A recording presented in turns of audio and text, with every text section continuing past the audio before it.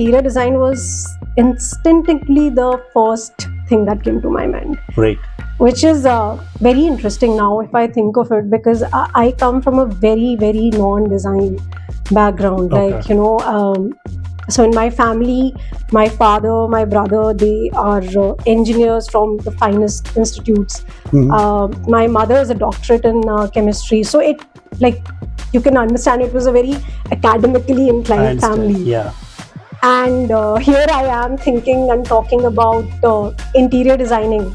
Back in the UK, what I had seen was that the roles were very well defined. Okay. So there was a scope of work for the architects, there was a scope of work for the designers. Okay. They very respectfully remained in their territories. There was no overlapping and, clear boundaries basically. Okay. But here I could see a lot of mix-up happening. Mm-hmm. Yes, AI can definitely speed up things, make few things quicker. Okay. But I really doubt the accuracy part. Okay. Budget definitely is the more important thing for us. It just helps us like navigate through the process. We help our clients achieve the particular look within their set budget. There is no alternate to hard work. Okay.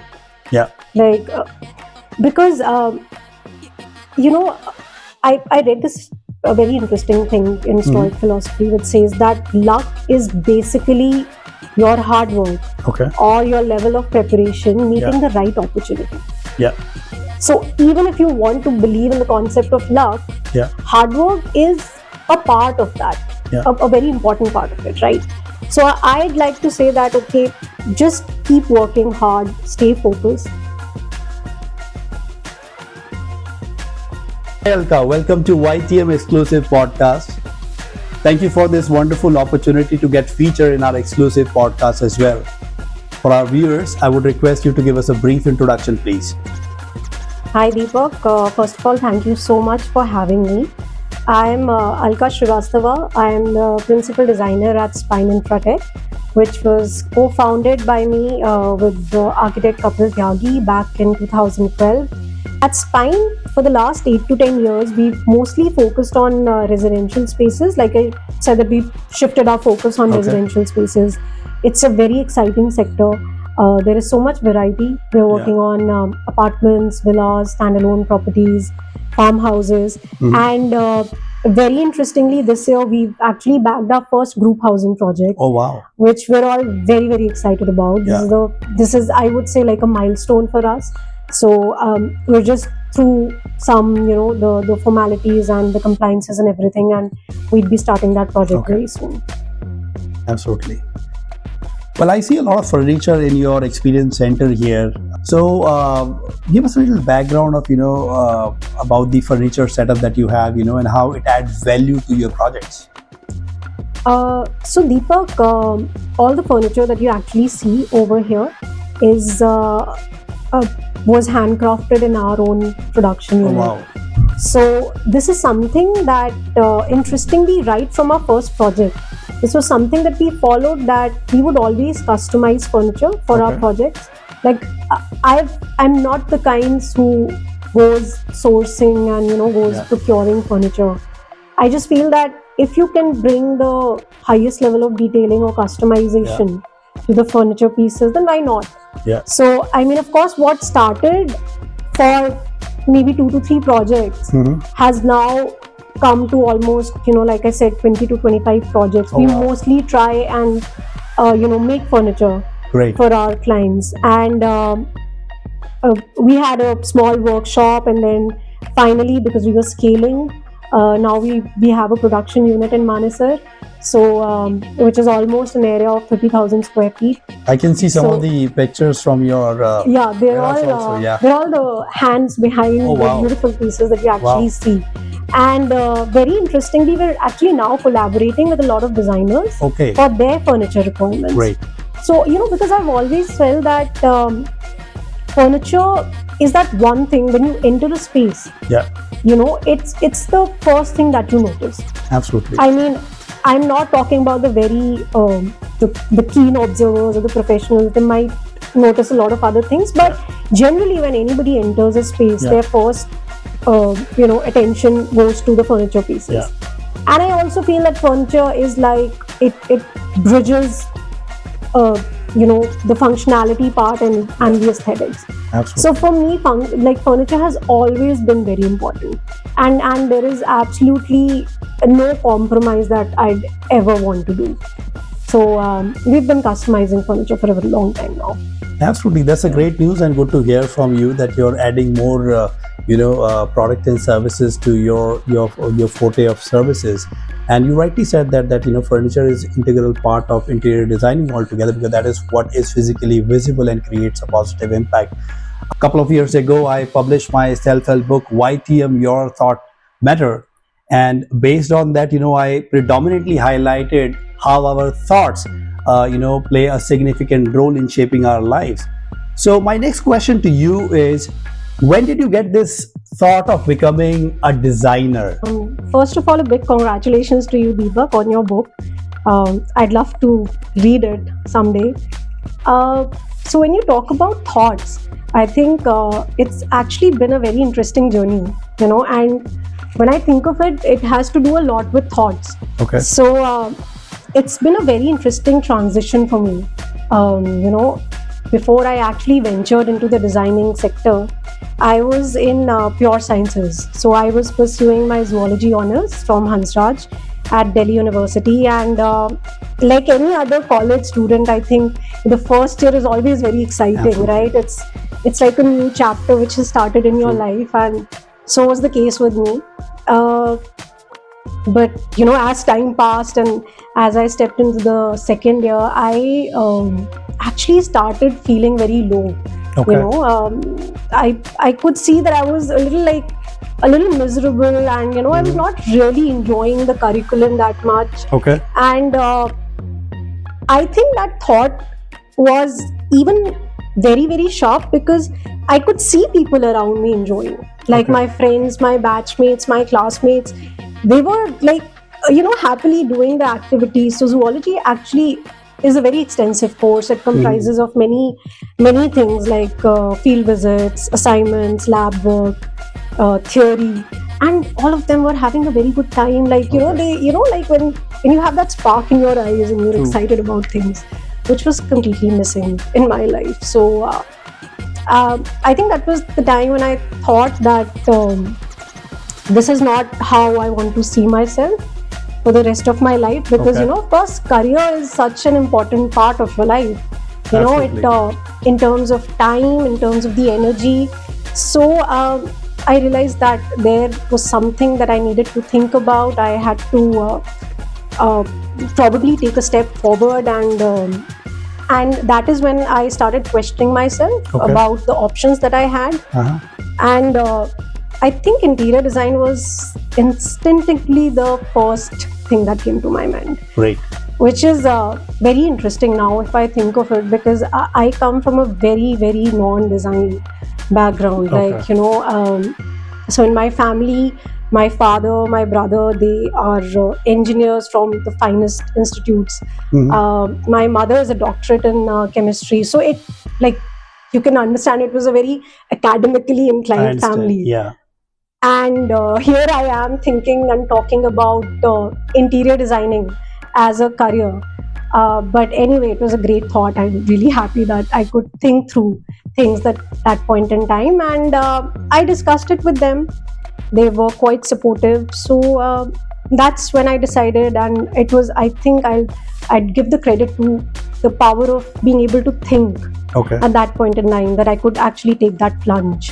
So after that, I think it had been a very interesting journey. I did a short stint in Delhi because I was really keen on applying at a university in the UK. So what happens in universities in the UK is that you are supposed to have a portfolio, which I clearly didn't.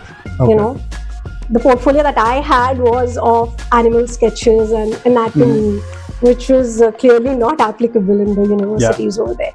So I did a 1-year diploma here in Delhi first, again, which was a very, very intensive course, a very demanding one.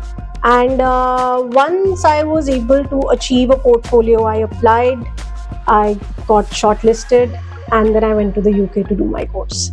Absolutely. That's a wonderful experience, and thank you very much for sharing with us and our viewers. I 100% resonate with what you're saying because as a professional consultant and counselor, we do get to interact with many of the students and, people who are aspiring to pursue their career.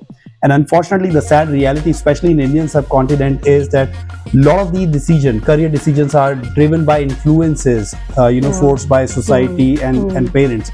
And how significant this is, to listen to your inner voice and your inner calling, as you said, and then following your dreams. Because your career is your lifelong career, right? Reason being, because that is what you need to carry lifelong. And if it is not something that resonates with your passion, with your values and a lot of other stuff, internal motivation, etc., then you're not going to take it longer. And that's why, there's a lot of dissatisfaction among working professionals as well. So I'm very happy to hear your story. And I'm sure you are passing on a very strong message to our viewers as well to follow their dreams and passions as well. So Alka, this is interesting that you went to UK for your interior designing study, and I'm also aware that you did get some time to work with some of the organizations there, and then you came back to India. So this is an interesting transformation, I would say that. So how has been your transition, number one, and how has been your experience altogether working in two different countries with two different mindset and two different stakeholders altogether?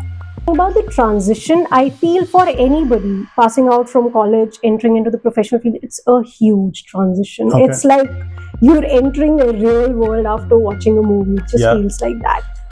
So of course, one transition was that anybody has to do. But if I talk about my transition from the work ecosystem in the UK to the work ecosystem in India, I think one or two points were something that were quite unusual for me. So of course I was very new, and I had joined a very talented interior designer. And in a lot of our design discussions and meetings, I got to be a part of those meetings and discussions. I realized that over here, like, architects were taking complete charge of the entire project. Like, the entire design spectrum was sometimes being handled by architects. Like, there were literally no designers involved in few projects. And that to me came across as something which was very unusual, which was very different, because back in the UK, what I had seen was that the roles were very well defined. So there was a scope of work for the architects, there was a scope of work for the designers. They very respectfully remained in their territories. There was no overlapping and, clear boundaries, basically. But here I could see a lot of mix-up happening. So that for me was something which was like, I felt, okay, how does this even work?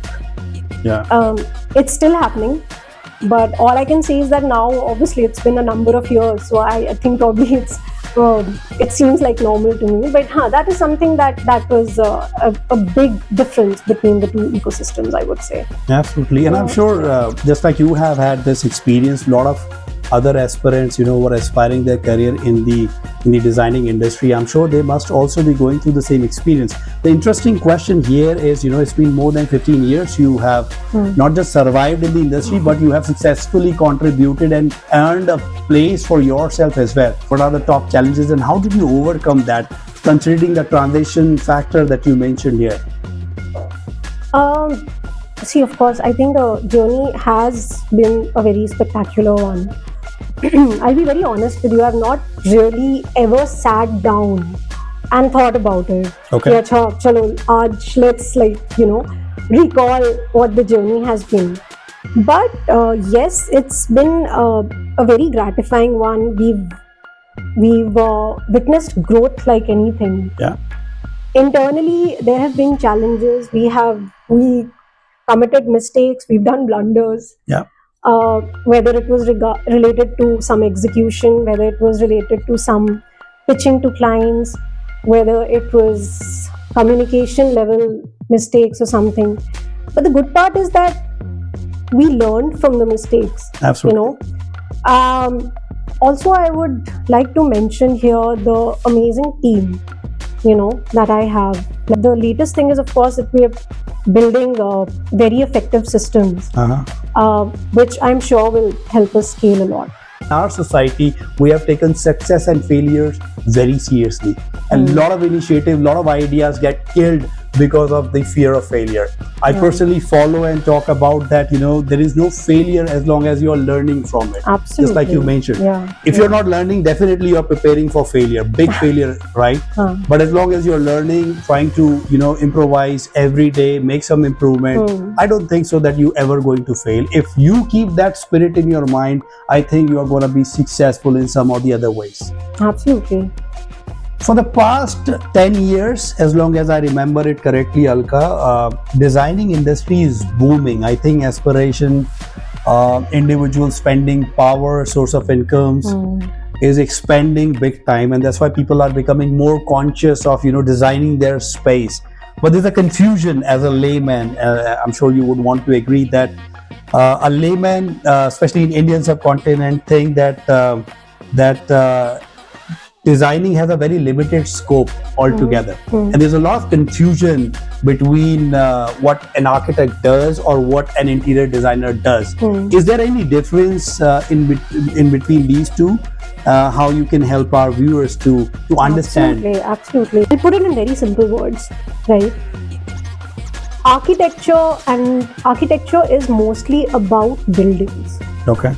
So an architect would work on, let's say, the form of a building, the structural endurance of a building. Okay.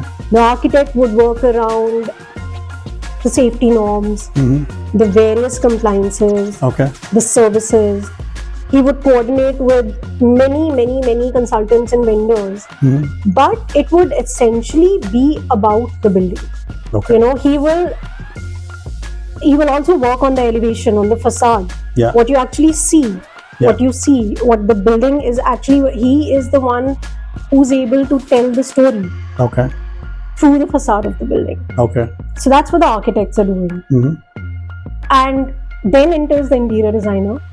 So anything that pertains to the interiors of a space is what an interior designer is doing. Okay. So let's say if it's about the space planning, the furniture layouts, the services which are a part of the interiors.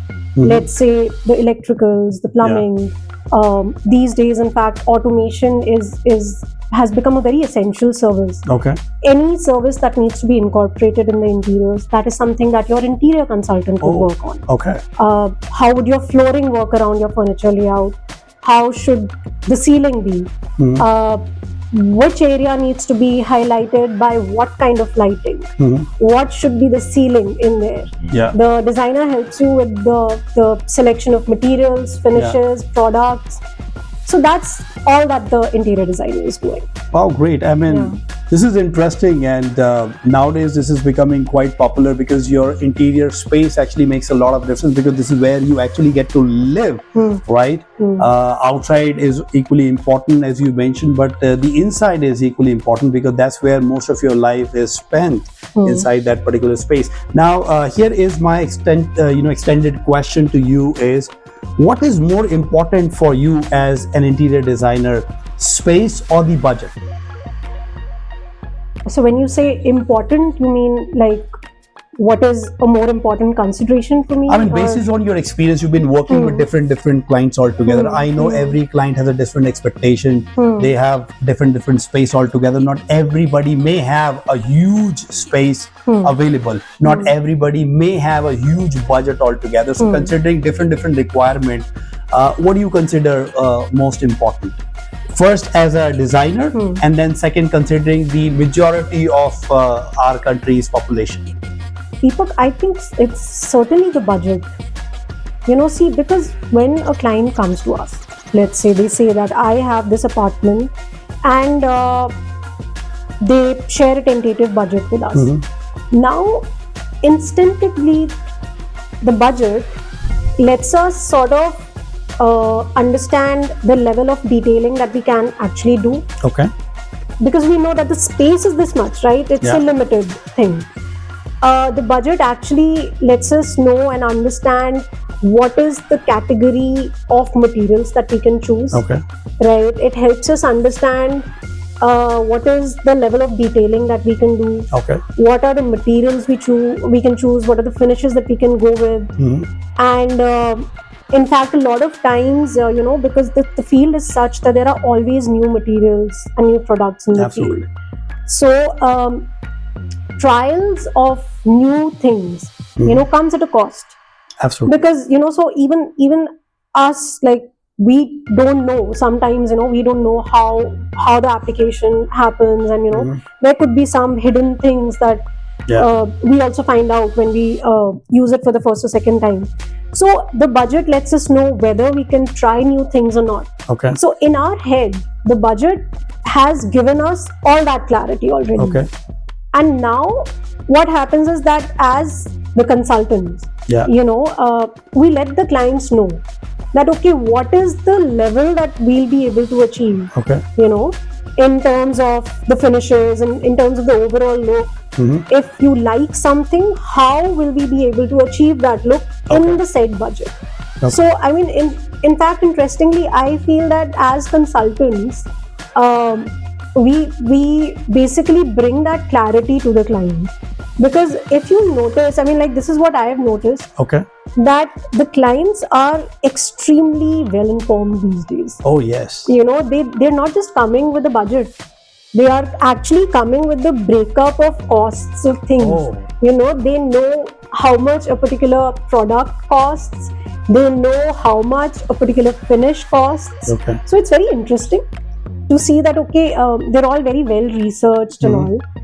But in my experience, I feel that all this information is very scattered. Okay. Now, what the client maybe has not realized is the added costs, the logistics, the application costs, what kind of polish do you want to do on your stone. Absolutely. That also, like, the cost really varies.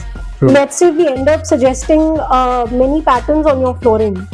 So that cost will double up. Now, these are the things that the client is never accounting for. Absolutely. Right? So I would say that there is exposure, but there is no clarity.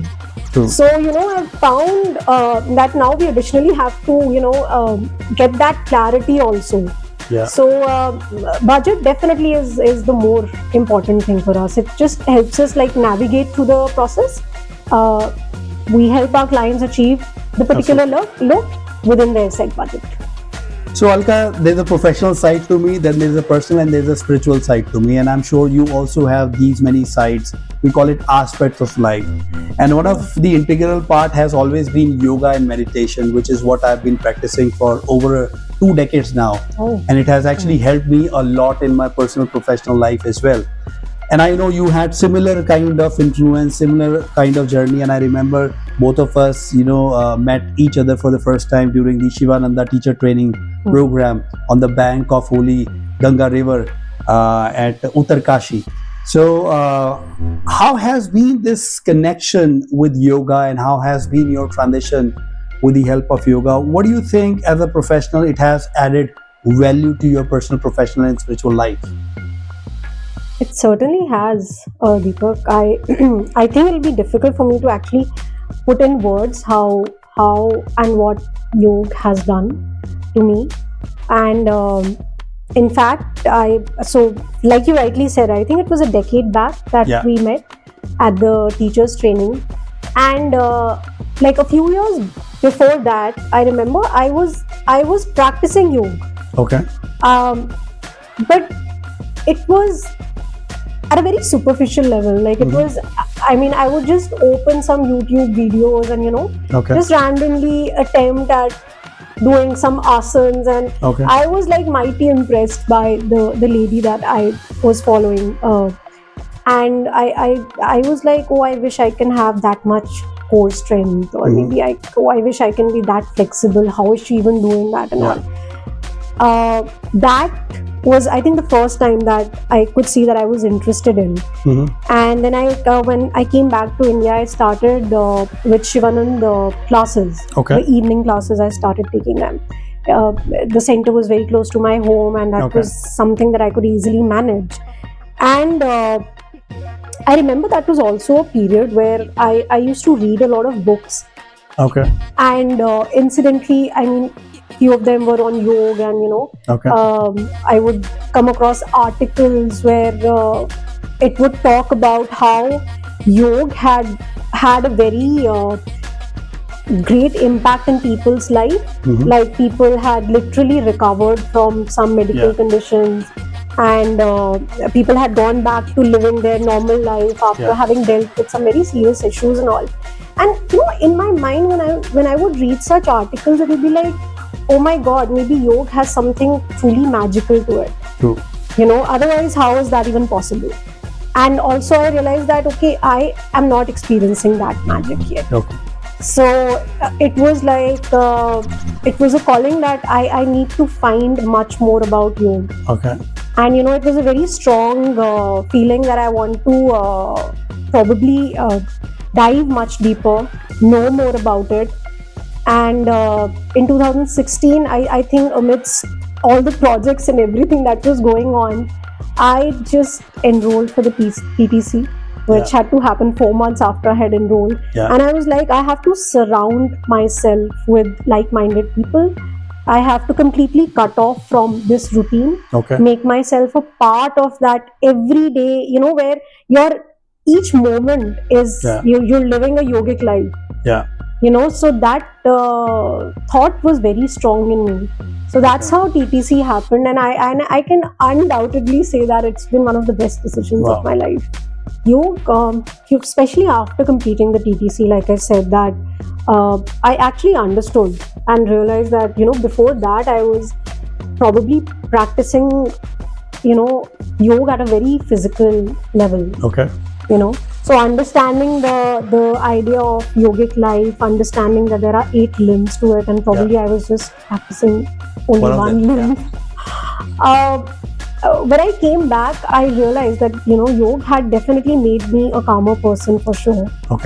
It didn't happen overnight, obviously, but I could see that I was a calmer person. And in general, I feel, Deepak, that the level of my health was, it was good. Like now, again, my parameters of health is probably, of course, A, immunity, B, like my core strength, my muscle strength, the level of flexibility. If I'm able to tick all those boxes, then I feel that I'm healthy, So, and I owe all of that to yoga. I feel otherwise also yoga definitely made me a more disciplined person. Absolutely. It made me a more consistent person, and it also added to the sense of balance in me. And that sense of balance has been very, very helpful in running a business. Because this work, it as glamorous as it may look from the outside, there's a lot that goes on. So from client meetings to designs to drawings to handling the sites, talking to the vendors, laborers, contractors, again talking to the client the same day, your site visits, market visits, it is very overwhelming. Absolutely. So you have to have a sense of balance. You have to have that clarity so that you can take the right decisions. And I feel that for all of this, I completely owe it to yoga. So, I mean, I feel that I'm actually indebted to yoga in some way. Well, I'm happy to hear your responses. In fact, I also follow what you're saying, and I would want to convey this to our viewers and our listeners as well, that the only single objective that every single human being is born to live for is Purushartha, which is Dharma, Artha, Kam, Moksha, right? So, and in order to enjoy that, in order to achieve that successfully, you have to have 3 things. One is your physical health, then secondly, definitely your karma, and then the third one is your luck or the kind of intention that you may have. As long as these 3 things are in place, nobody can stop you to achieve that. And whosoever you are, you can actually strive not just peacefully, but also you can make the most out of your life opportunity. Absolutely. Fortunately, I'm not just practicing as a professional life coach, but as a wellness consultant as well. And parallelly, we have a yoga studio also. So I do not just get to do it myself, which is what I always love to do, but I also get to interact with many people with different requirements. And I like the idea when you mentioned yoga, not yoga. Unfortunately, these things are getting deteriorated over the period of time because authentic scriptures talks about yoga only. And I know I have spoken about it many a times, what is not yoga, because unfortunately the understanding of yoga is all about doing physical asana, and nobody talks about 8 limbs of yoga that talks about yama, niyama, right? And only 10% of physical exercise is there. Right. And I remember during my exploration, I explored many multi-dimensions and backgrounds altogether to understand the essence of it. And the line of yoga or yog is driven from a Sanskrit word called yuj, which is union. And union of what? Your body, mind, your breathing pattern, and your spirit as well. Unfortunately, very rarely people get to experience that union. People are, from outside practicing it. Fortunately, I can claim and say that I have had the opportunity to experience that. It's pure intoxication. Because when somebody asks me, you've been practicing for 20 years, you have been teaching many people, you have transformed many lives. Yes, it does. Not just because I am saying it sitting here, but I think all around the world people know it, and that's why we have International Yoga Day celebration as well. But this is something which needs to be experienced, and that's where I really appreciate the opportunity of spending time in Gurukul. I still miss the Gurukul way of teaching there, staying in the ashrama. Absolutely. And very handful of institutions are actually following the Gurukul patterns. The Gurukul. Unfortunately, you will see yoga practice, yoga teaching is deteriorating big time. People are coming with a lot of varieties and deviation altogether. And unfortunately, that Gurukul pattern is not being practiced. Had I learned yogic practice, from somebody else, I would not have been sitting here and talking that much about yoga. Maybe because of the limited understanding or experience I may have. But definitely Gurukul has a very important role to play here. And I really want to urge all the yoga practitioner and yoga teacher also worldwide, try to follow more of authentic practices, and if possible practice the 8 limbs of yoga, because that's the complete yogic process altogether, not just restricting yourself to the 10% of what yoga can give you.